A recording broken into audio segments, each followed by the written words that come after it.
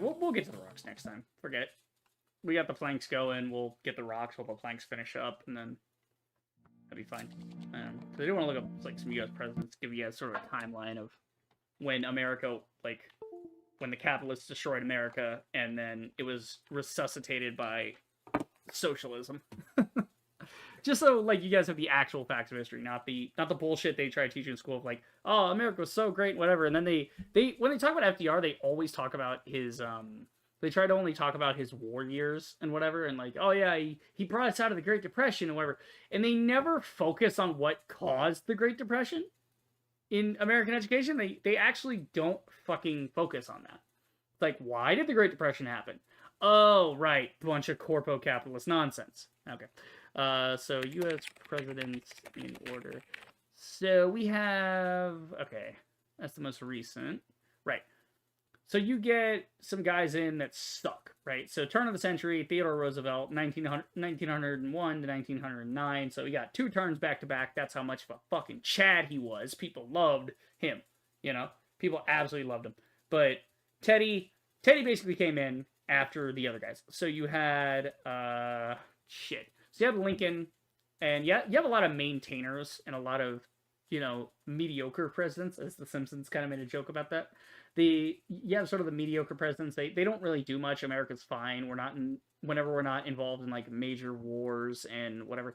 We center our history around wars. Like, and not we as in America, we as in everybody. Everybody centers their history like around basically big events. Wars, famines, plagues, big things. Things are always happening in any given year. There's always something going on. There's never a point in human history where we just do nothing. There's always something happening somewhere in the world. But I mean, even if your country isn't doing anything, like America at certain points was just chilling and there wasn't a lot going on, but there was still stuff going on. Like Abraham Lincoln has the Civil War. Lincoln gets shot, Andrew Johnson takes over. Not much is happening, but you're still recovering from the Civil War. That's still happening, right? So there's new advancements in science and medicine, things like that. And then Grant gets in. Grant's big achievement, the Continental Railroad. So you had Johnson and Grant doing the Manifest Destiny going west, right? And it was also at the time of Lincoln as well. So it was like, you know, James Buchanan up through Rutherford B. Hayes, that big expansion into the west, you know? And then you get a couple of simple guys. You get like Rutherford B. Hayes, James A. Garfield, Chester A. Arthur, Grover Cleveland, Benjamin Harris, Grover Cleveland again. Okay, cool, fine, whatever. Like, they're just kind of there. Right? And then you get the big boy. You get Teddy Roosevelt. Why does Teddy Roosevelt have to pop up? Because the maintainer presidents fucked up. Right? This is the cycle. You get maintainer presidents between all the good presidents. The maintainers get laissez-faire. They do whatever. They either intentionally fuck up the country or through their own sheer incompetence, they just let the country get fucked up. And then people like Teddy have to pop up every now and then and fix everything, right? So if you go back far enough, you get like, you know, the Founding Fathers. So you get George Washington, then you get John Adams, Thomas Jefferson, James Madison, James Monroe.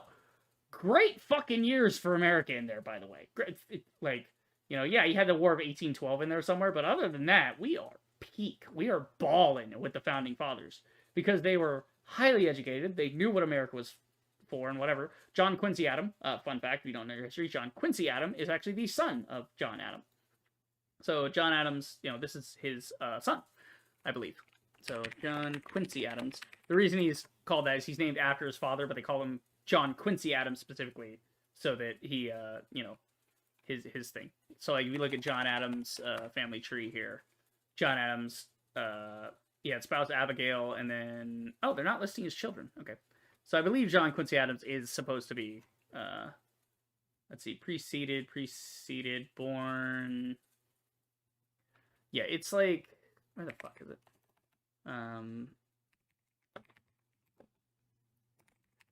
Like John Quincy Adams is one of his kids, and then he has like Charles Adams, Thomas Bolston Adams. So he had like 3 sons and 2 daughters, and they, you know, the other sons were kind of more into business and lawyering and stuff. John Quincy Adams saw his dad. Like, he was the eldest. So he saw his dad. Was he the eldest? John Quincy Adams? Hang on.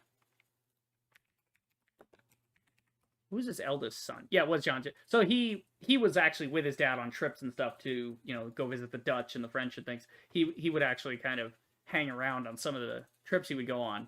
So he sees what policy can do, right? What happens when you don't have proper government in place and stuff. So that's why John Quincy Adams is kind of based too, because he gets in there and he keeps everything together.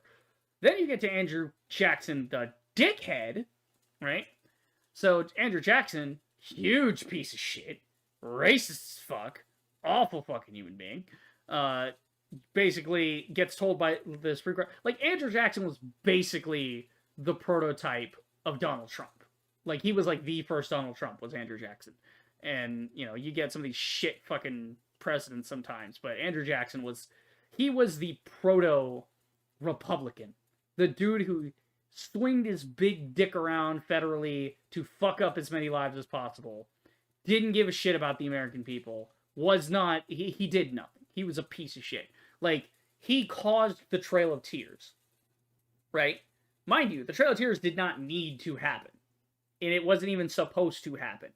It was that the Cherokee Nation sued the state of Georgia. The courts ruled in favor of the Cherokee Nation, saying, no, this treaty exists, this is their land, you cannot move them off it, right? And then, what does Andrew Jackson say? Right? So they go and they say, well, we don't have enough troops to actually, to enforce this law.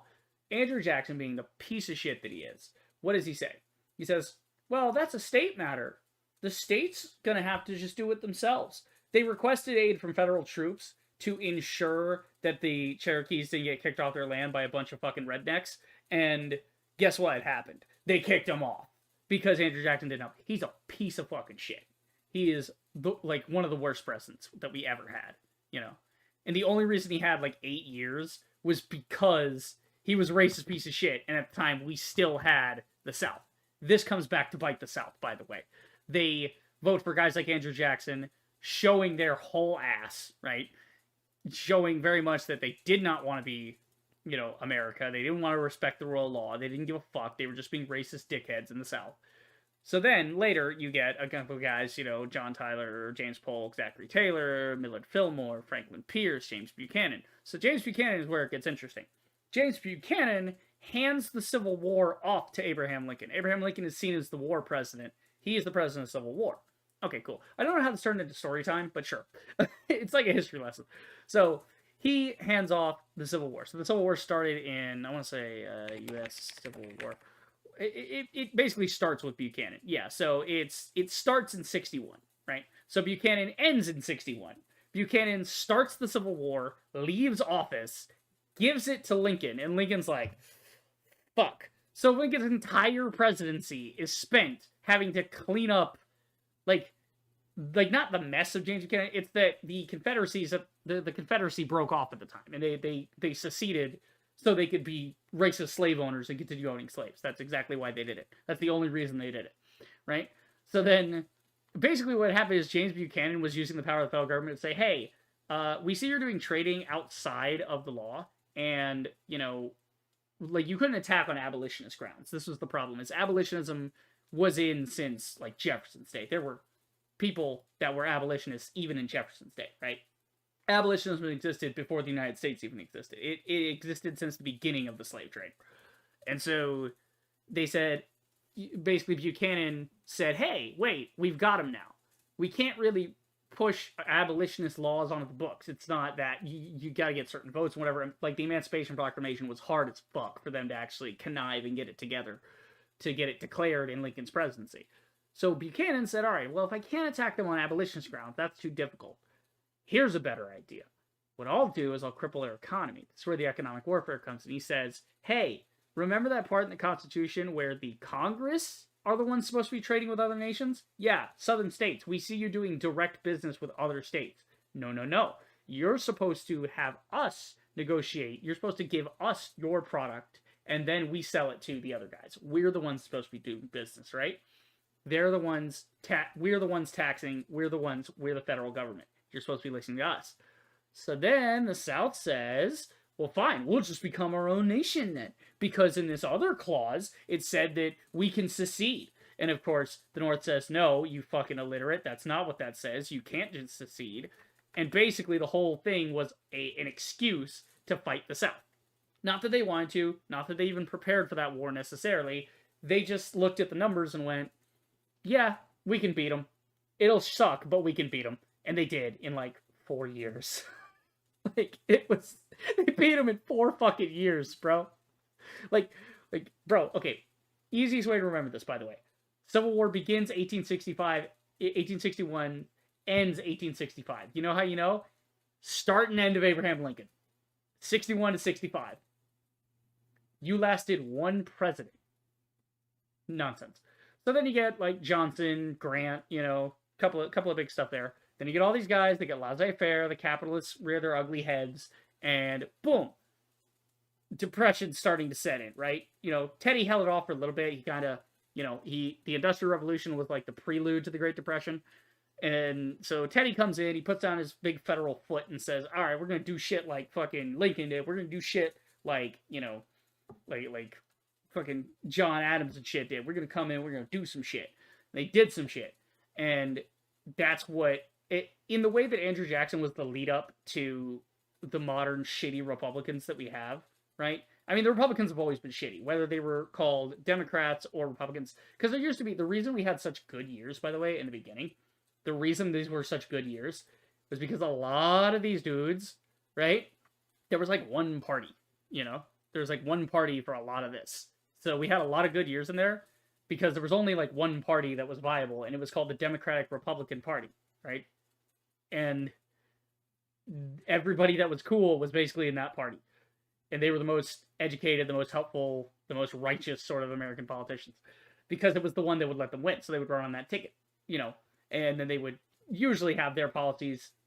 You actually had to have your policies accounted for, or you could sometimes even get run out of town, assaulted. They didn't care that you were a politician. They'd be like, you're a piece of shit, fuck off, Kind of what's happening to all the Republicans now, who are liars and pieces of shit, and they're holding town halls and all their constituents are yelling at them. Basically the same thing. So then eventually, of course, what does that lead to? Kind of a split. It's like, the guys that are more democratic, liberal-minded, the guys, they're basically a difference between, say, Thomas Jefferson and the Andrew Jacksons, right? So yeah, Thomas Jeffersons are more liberal, more free. They believe in as much autonomy as possible, as much autonomy as you could have within reason, right? And then you have guys like Andrew Jackson who are the complete opposite that say, you can do whatever you want as long as it's punching down, right? But the government should always be strong and rule over everybody. It's like, Jesus Christ. Okay, so you get sort of the totalitarians, and then you get the libertarians, and they're sort of opposing. So what do you get? You get one side calling themselves the Democrats, and the other side calling themselves the Republicans. So Thomas Jefferson, right, using the term correctly, republic just means not being ruled by a monarchy. Democrat, meaning ruled by, whatever votes, whatever. So the reason they use the term Republican to talk about the guys that loved freedom back in the day, again, political party switch happened, right? So basically, the Republicans were always the Republicans we know now. It's just that they, this is one thing they love to say, by the way.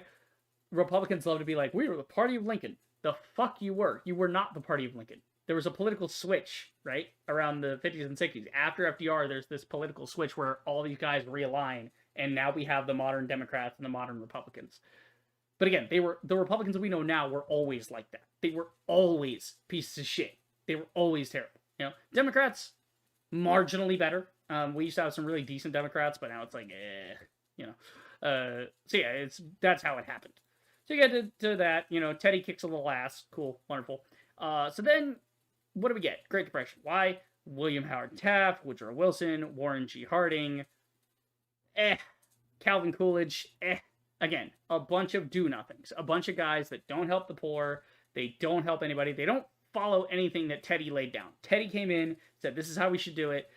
These guys basically go back to business as usual. They don't really try to maintain anything and try to pressure corporations and stuff. There's a lot of corruption, a lot of backroom deals at this time. That's what led Teddy to getting elected in the first place, because the common man was sick of it.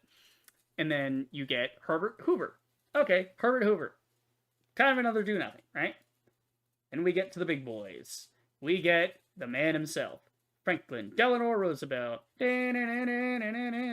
Okay, so the reason we get Frankie here, all right? So FDR, absolute Chad. We love to see it.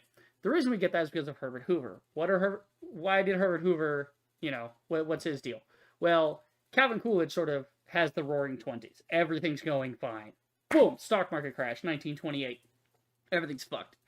Herbert Hoover takes over, does nothing for 4 years. Does basically nothing. Like another do-nothing president, where Herbert Hoover's just like, yeah, money as usual. Yeah, the poor can't afford anything. The economy's in a bit of a downturn. Not my problem. My donors still have money. They still have oil reserves. It's fine. So, you get to Franklin Delano Roosevelt, 1933. He wins the presidency. He brings us out of the Great Depression, finally, right? And he says, a chicken in every pot. He's like, we're going to do social programs. We're going to do this. We're going to fund the arts. We're going to do all this stuff. And he does. Which is why he had, 12 years of presidency. He was actually supposed to get 16 years presidency, but he dies in 1945 because he was that fucking old. He was already that old. Because, the dude died when he was 63. And mind you, this was back when everybody was smoking and drinking and asbestos and whatever. Of course he dies at 63. That's a reasonable age for a guy to get old and die. Nowadays, our medicine's way better, so, But we get that. So you get Franklin Delano Roosevelt. Cool. Oh no, FDR is dead. It's gonna be like Teddy, where everything's gonna go back to business as usual. Wrong, bitch. We get Franklin Delano Roosevelt, 1945. Now, you guys might be wondering, why have I heard that year before? It's because it's the year of the atomic bombs. It's the year that World War II officially ends when the United States attacks Japan. Harry S. Truman was the one that dropped the bomb. Roosevelt did not want to drop the bomb. It was Truman that dropped the bomb. The reason Truman dropped the bomb is because he wanted to be a war president just like Lincoln. He wanted to be the guy known to end the war, to bring world peace, right? The most expedient means of that, the embargo would have worked, but it would have worked slowly. It wouldn't have been big and flashy. So he wanted headlines that said, first successful nuclear test, fantastic. Bombs dropped on Nagasaki and Hiroshima, Japan surrenders in big bold letters. He wants that. He wants that on the front page. Japan surrenders. World War II officially over, right? Cool. V-Day had happened before when the Germans fell, but it was the Axis powers kind of hung on a little bit in Japan. It was they weren't quite giving up just yet. Okay, so Truman, look at that. Truman got 8 years, back to back. Wonder why. Why? Truman was an FDR-style Democrat. He was based. This guy, he was based just because he was vice president of FDR. He was buddies with FDR. They agreed on a lot of shit, And this is the ultimate irony, of course, in the U.S. presidency, is the most efficient presidencies, the best policies to come out of U.S. presidencies, historically speaking, the best ones were when you would pick the runner-up as your vice president. So that was a tradition a while ago, where you would actually afterwards say, yeah, you know what? You wouldn't usually have a running mate in your own cabinet. It was sort of a gentleman's agreement at one point where it was yeah, I'm the president, but he's going to be the vice president, right? And so I'm going to bring him on board and he's going to have the opposing view. The reason for this was because of Washington, right? So because of Washington, George Washington, John Adams is vice president to George Washington. John Adams is somewhat opposed. Well, okay, he gets the point of being that later he was sort of a secretary of something. It's the whole thing. Anyway, but basically the point being is you need a guy there to check you, right? And to be sort of opposed to you, to bring the opposition to you. The same way that John Adams later would go on to consult with Thomas Jefferson, right? And then they wouldn't speak for a couple of years, but then later on they reconciled and they were still friends. And, nice. But he had Thomas Jefferson trying to warn him about shit. And then when John Adams gets out, well, what does John Adams say? He's trying to counsel Jefferson and say, hey, it's not going to be as easy as you think. And so it goes on like that. Okay. We get to Dwight D. Eisenhower, right? So Truman and then Eisenhower, we get 8 years of Eisenhower. We get, 4 years of Kennedy. We should have had 8 years of Kennedy, but sure. So FDR, the reason he gets this, and then after that, you don't see a U.S. president ever getting that many terms. He was the only president to serve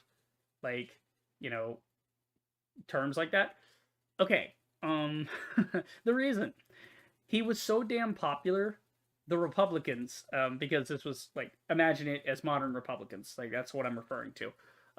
The at the time they probably would have been more referred to as something like a Dixiecrat, but that wasn't until like JFK that the political switch really came in with him and Johnson. But you you had like basically the equivalent of the Republicans at the time that were like, fuck, everybody had to match FDR on policy. You didn't get to not help the poor. You didn't get to fuck people over. You had to run on and enforce policy that helped the common man and helped with social programs and stuff. You had to do that in order to win any races. Like I'm talking even local level. They didn't want anybody that wasn't an FDR style Democrat. So that's why he wins. And then what do they do after? They go, oh shit. Like, of course, the powers that be, the corporate elite and everything, they go, wait, capitalism can't work if we start going socialist. We have to reel this back into capitalism. How do we stop this from happening again? Because you could have had a, like, socialist king for however long he lived. Potentially, like, oh shit, he could have been like 80 if he had lived. It would have been like, he would have been 80 and he would have been president for like 30 years, you know? So they're like, all right, term limits. It's a tradition, right? It's a tradition. We'll just codify it because it's a tradition. We were all agreeing to it anyway, right? They basically cheated so that you could no longer have, because if they didn't cheat, you probably would have had 16 years of Truman, 16 years of Eisenhower, 16 years of Kennedy. I mean, with Kennedy, they had to kill Kennedy. Like, they literally couldn't even win on that. Like, they limit them, and they still can't win. Because Roosevelt hands it off to Truman. Truman hands it to Eisenhower. Eisenhower sends it to Kennedy. All of these guys are, like, public goods, socialism. We're going to go into the future. John F. Kennedy was like, we're going to put a man on the moon, because that's how we do it in America. Fuck the Reds, you know. Like, we're going to do it. Oh, commies went into space with a dog. We're going into space with a monkey. Oh, they already did that? We're going to go into space with a dude. Oh, they beat us to that? All right. Fucking gloves are coming off. We're going to the moon, bitch. And then they did. And then we did. We got, a moon landing. Peak. And then, of course, what happens? Oh, would you look at that? Kennedy, gone. So this here era, 1933 to 1963, 30 years of peace and prosperity. Well, okay, peace and prosperity. Yeah, that little war in between, but other than that, it was mostly just, like, America is not tearing itself apart with a civil war. People are eating well. The economy is booming. Even with the giant corporate tax rate we had, the wealthiest were still the wealthiest by a huge margin, and there were social programs being taken care of, and everybody was starting to get better. Shit was popping off. What do we get? Lyndon B. Johnson, right? Guy that is very as a Democrat. He is where the party switch begins to happen, because he sort of ran on the idea that he is in fact not wanting to sign the civil rights thing. It was sort of, he got nudged into it. It was like, it was sort of a fuck we have to situation. Kind of like with Lincoln. Lincoln didn't actually want to free the slaves. He thought a better idea was just like, hey, maybe we could just like put them all back on the boats and send them back to Africa. But it's like, no, they're Americans. They eat like us. They talk like us. They work like us. They're like, people had to literally tell them like, no, that wouldn't really work because culture is different. You can't just put them in Africa because that's not fair. It's like, all right. Like, he was trying everything to avoid that, Like, he was trying to keep the country together. And it's like, all right, fine, I guess we'll have to do emancipation. And it's not that he was a racist or anything, but far from it. It was just that he knew it was going to cause a big fucking problem in this country. And that's why he wanted everybody to come together, and he tried to reconstruct the South. Is he didn't want the South being spiteful. They were always going to be spiteful. They're assholes. They're uneducated morons. But yeah. So then Johnson gets in there. He really doesn't want to do the civil rights thing for the same reasons. And so you get the political switch. The economy begins to take a downturn. Why? Nixon. So Johnson gets in there. He's in there for 2 terms. Doesn't fill out the second term because he fucking dies, right? He dies in office. So he died at 64, So, dead. Anyway, so he hands it off to Nixon. And this is where it all goes downhill. The 60s was the beginning of the hippie movement, right? So the reason for the hippie movement, the reason for the hippies, and then later on the punks, is because of policies put in place by people like Lyndon B. Johnson, Richard Nixon. Funny how the second you had people like Kennedy out of the way, it starts to go back to business as usual, where we're fucking over the poor. Nixon comes in, fucks up the economy, fucks up everything. He's racist and everything. It's fucking awful. Gerald Ford, a fucking, I mean, it's like his vice president's name was literally Rockefeller, like Nelson, like Jesus fucking Christ, like he had a Rockefeller in his cat, like come on, man. So yeah, he was another Republican. So what do you get? You get a bunch of Democrats cleaning everything up, making everything great. You get the political switch. Okay, so now what would have been a Democrat, but not an FDR style Democrat, it would have been a different thing, right? So the political switch had happened in this 30-year span. It slowly shifted because you had guys wanting to win southern states and local elections, and there you had to be racist. So what would you run? You would run the local Klansmen and stuff. Okay. Then you get to the Republicans. Nixon fucks it up. Gerald Ford continues fucking it up. Jimmy Carter tries to help. Can't really get anything done. It's a fucking shame because it's like Carter is a decent guy. It's just that in that environment, there was really nothing he could have done. Like there was never going to be a Teddy, let me put my foot down type of moment. What does Ronald Reagan do? Ronald Reagan comes in. He woos. He has the charisma. He looks good on television. Yeah, he's got a presence to him. Okay, cool. Except he, of course, what does he do? He prides himself as, I'm a Republican. I'm of the party of Lincoln. Teddy Roosevelt, like he comes in like Teddy does, except he's the anti-Teddy. Comes up with the whole trickle-down economics bullshit. He comes in with all this nonsense. He gets 2 years. Why? Or he gets 2 terms. Why? The 80s was starting to go on the upswing, right? The 80s was looking pretty good because of all the short-term deals that he starts making, right? He makes short-term deals, shitty policies that aren't going to last. What do we run into? Uh-oh. Boom. 80s fall down. George Bush comes in, does dick.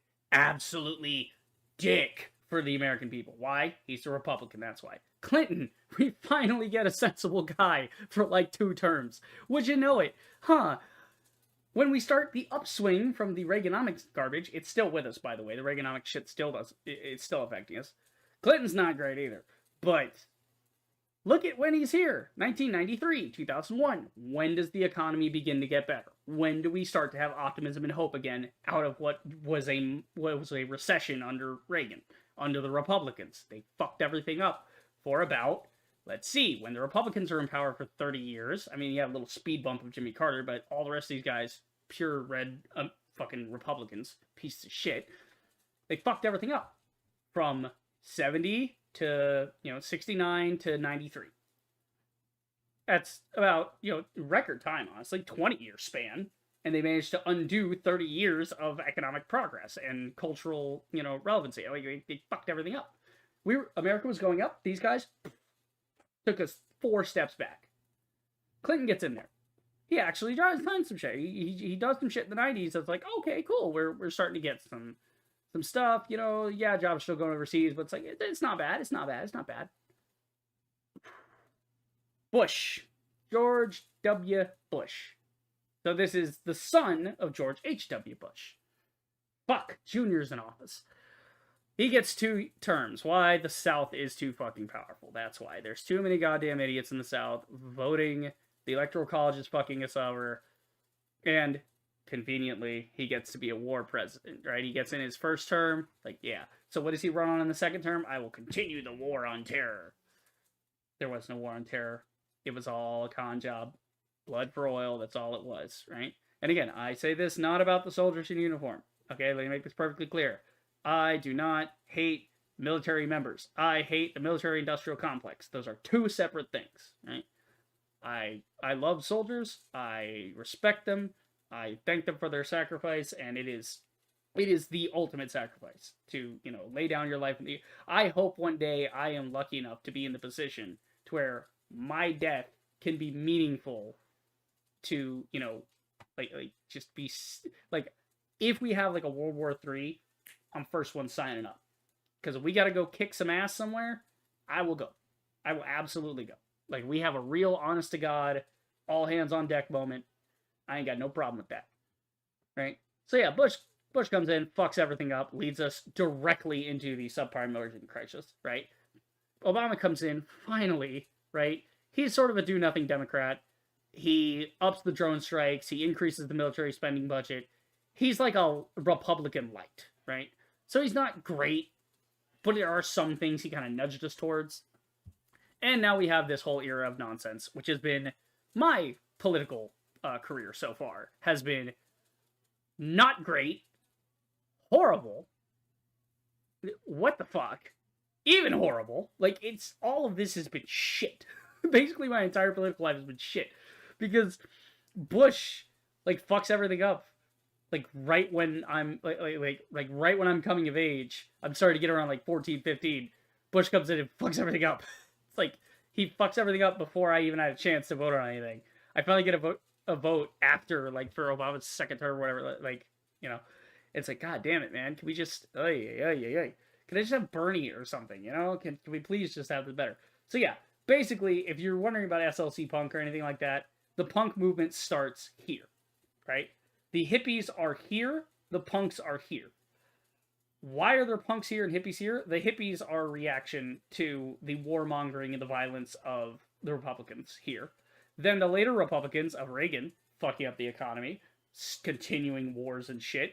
The whole Iran-Contra thing, Republicans love to leave that one out. The fact that Ronald Reagan went around Congress to do a weapons deal with fucking, like, by giving weapons to terrorists. Like, he was giving weapons to a foreign power that were, like, enemy of my enemy type shit. But he wasn't doing it through Congress. He did this whole backroom deal, funding the whole thing with drug money, and through, like, the CIA and shit.